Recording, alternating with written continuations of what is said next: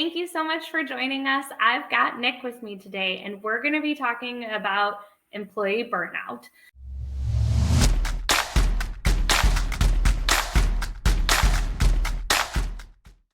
But before I get to the questions that I've got for you, Nick, can you give everyone an introduction? Sure. Nick Lamparelli, 25, 26, maybe 27, don't tell anyone, year insurance professional, but the last 15 of which have been predominantly in the natural catastrophe space. 5 years ago, I started my own company, co-founded an MGA in the flood insurance space, where we brought some new technology and underwriting to flood insurance. And as of January, I've been more of the advisory role, helping startups and talking with them about some of the issues they're going to have to work through if they want to do something in the insurance space. And so, really focused around the intersection of startups, insurance, and technology. Emma. Thank you so much for joining me. So we're going to be talking about something that I think is relevant for everybody, even outside of the insurance industry, which I gave the teaser of the idea of burnout at the beginning. But to get us started, can you share your thoughts on why employee burnout is on the rise right now? Yeah, it's endemic. It's really problematic. And listen, I'm speaking from experience. I went through it, right? So I know the difference between burnout pre-COVID and what burnout looks now.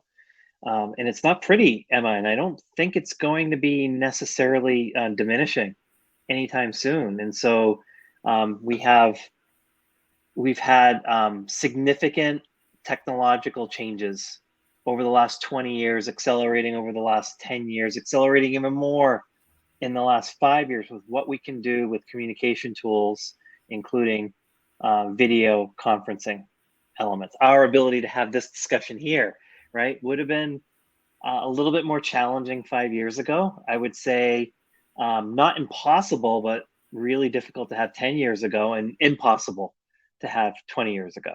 So that has changed. We have, COVID really accelerated a work from home kind of situation. And so you have this dynamic that's occurring within companies where they're not there together for the most part, spending a lot of time on digital technologies.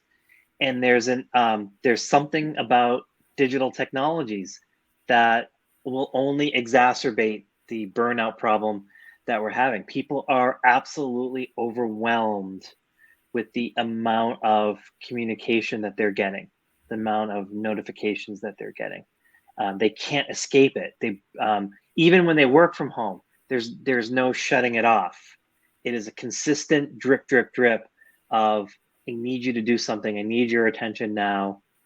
And what's causing, the consequence of that, Emma, is that people can't escape and they can't get their work done. So high degree of anxiety and frustration in that they're spending all of their time in the communication tools, right? So hours a day in cleaning up email, and then hours a day with back-to-back meetings on video conferencing, because it's so easy to have that they can't actually get their work done, but the expectation is you got to get your work done. So there's that tension of constantly having to be at attention, and the inability to actually be productive and do the things they want or need to do. So you mentioned the idea of transformation tied to COVID and technology, obviously, as we're talking about constantly being on and being pinged. But, the idea of digital transformation is that we're removing manual processes and mundane tasks from people, giving them time to focus on this higher value work. But how do you think digital transformation and just technology in general maybe is having the unintended consequence of increasing the burnout as opposed to redirecting work?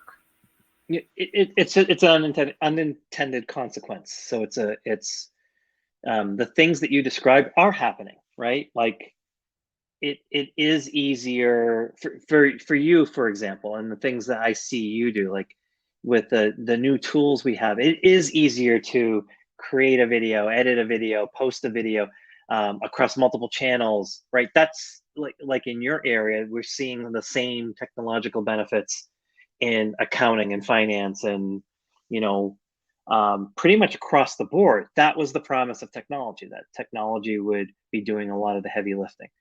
The trade-off and the consequence of that is that technology has made it so easy and basically free, and it's so inexpensive to send an email or to have a Zoom call that I think economic principles really dictate that the cheaper you make something, the more you're going to get of it.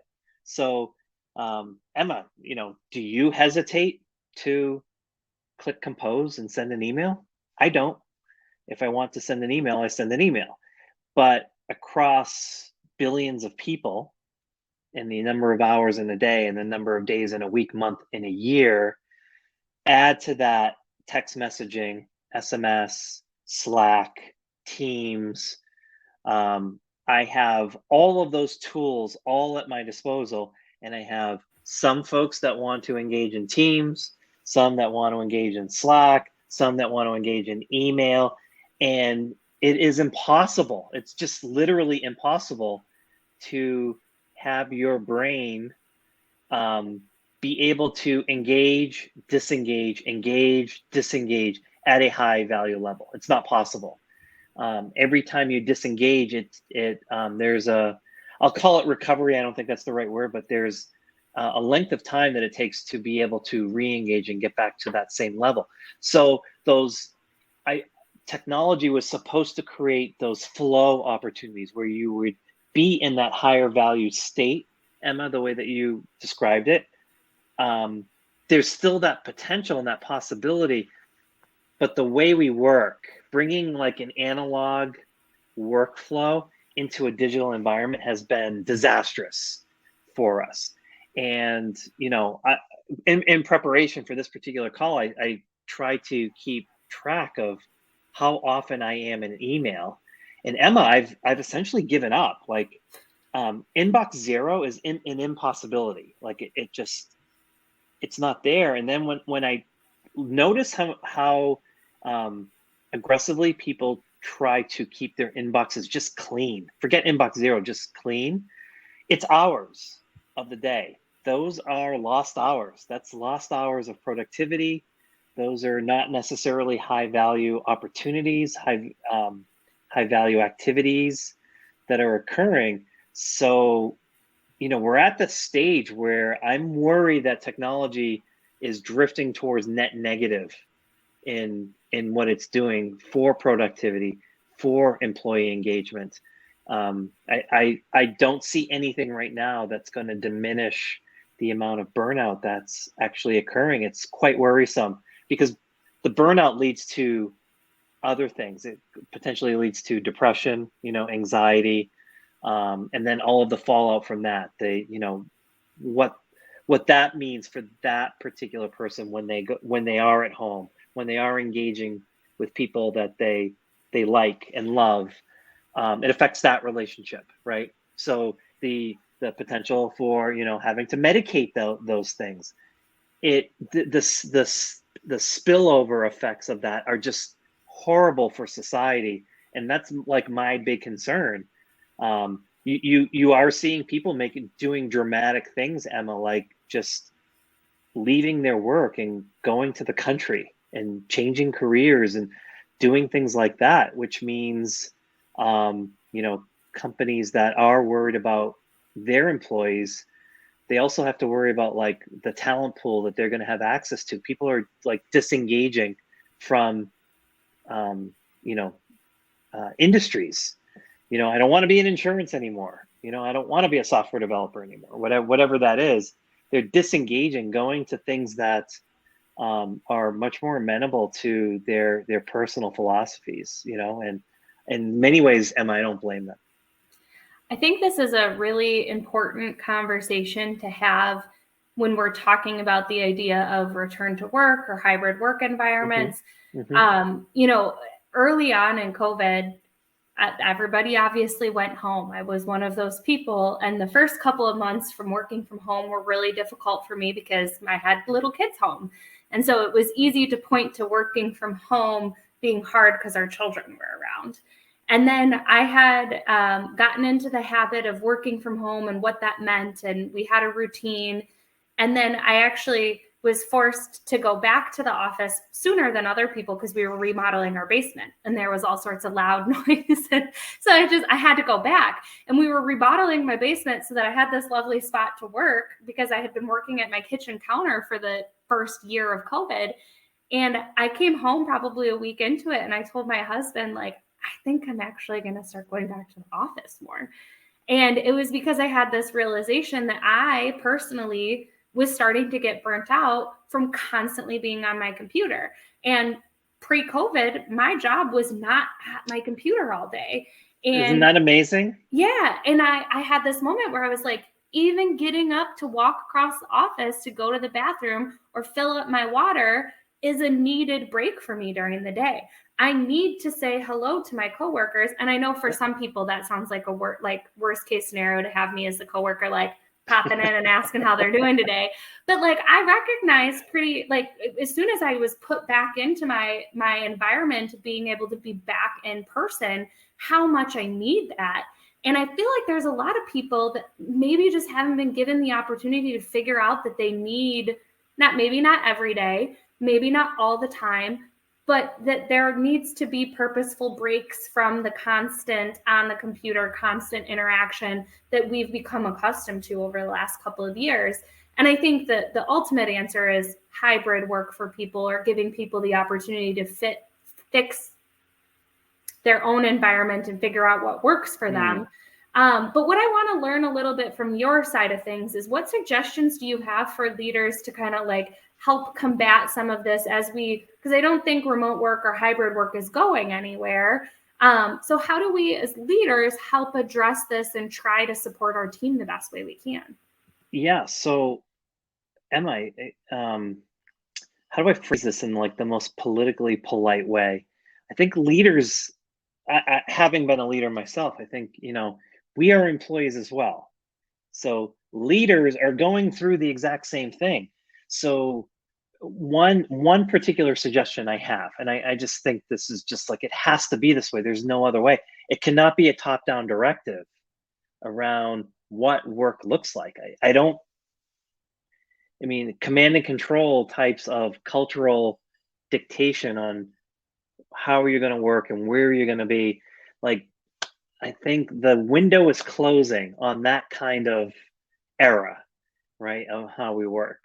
So the employee has to have a say in this, and the employees as a collective have to have a say. And the leaders are employees of the company as well. It affects them just as much, right? And I would say in many ways, leaders are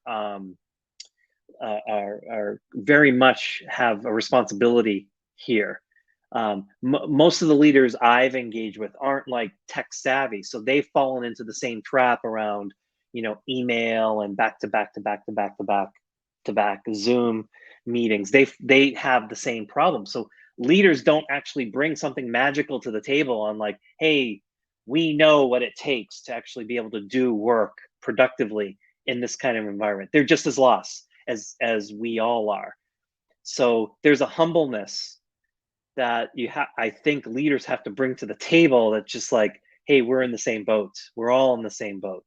Therefore, someone who's, I'll say, at the lower end of the totem pole, I don't mean to disparage it, but someone who may not have as much influence in the company actually should have a say in how work is structured. What does work from home mean? What does hybrid mean? And I think what that naturally leads into, Emma, is there needs to be rules around, this is how we're going to work. We don't expect you to have back meetings. And so you should fight against that. You should fight if you don't think you should be in a meeting. The company itself should be should be creating safety around being able to push back and say, I don't think I should be in this meeting, or this meeting doesn't need to be an hour long. it so for one thing, stop scheduling it for an hour. But even if you have scheduled it for an hour, there should be um, a safe space within that meeting to just say, okay, we're done. We went 15 minutes in and we're done. Let's get our time back. That is sorely missing, Emma. So I don't think there's like a bullet checklist of like, hey, here are the things you're gonna do. This is a cultural aspect of who we are as a business, who we are as a entity, and how we collectively are going to decide how we get stuff done and what that means. And if the employees aren't going to buy into that, it I may be hyperbolic here, but it's game over. If your employees aren't going to buy in, they're going to leave, or worse, they're going to stay and they're not going to be happy. I don't think you want either of those things.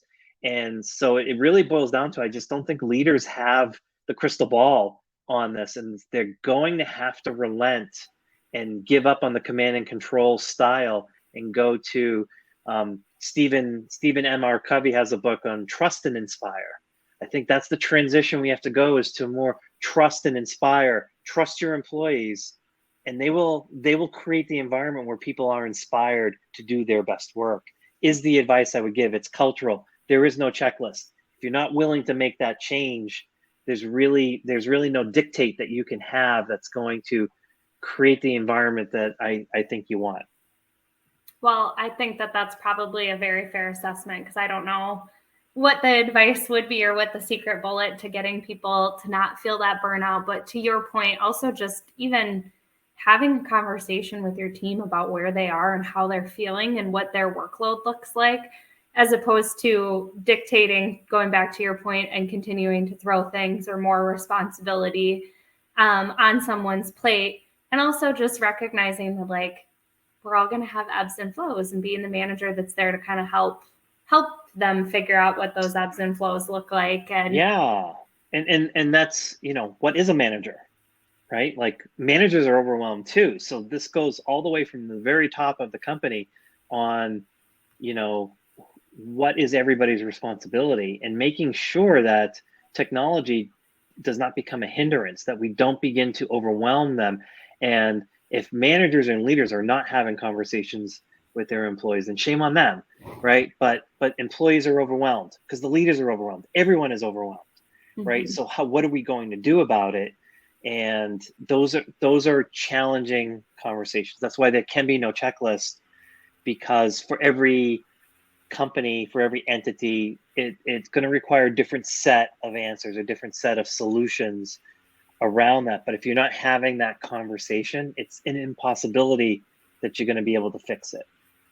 Well, take our conversation as your prompt to go out and start having those conversations within your own organization. But thank you so much, Nick, for joining me and sharing your thoughts on this. If you're not already, go follow Nick on LinkedIn, get to know him there, and reach out to either one of us if you've got any questions about the interview. But thank you so much for joining me again, and have a wonderful day, everyone. Bye. If you're looking for expert tips on how to get started with your transformation, or looking to hone in on your approach, make sure that you subscribe to our channel to catch our weekly Digital Transformation Talk series, where we interview experts from around the world on how to make it happen.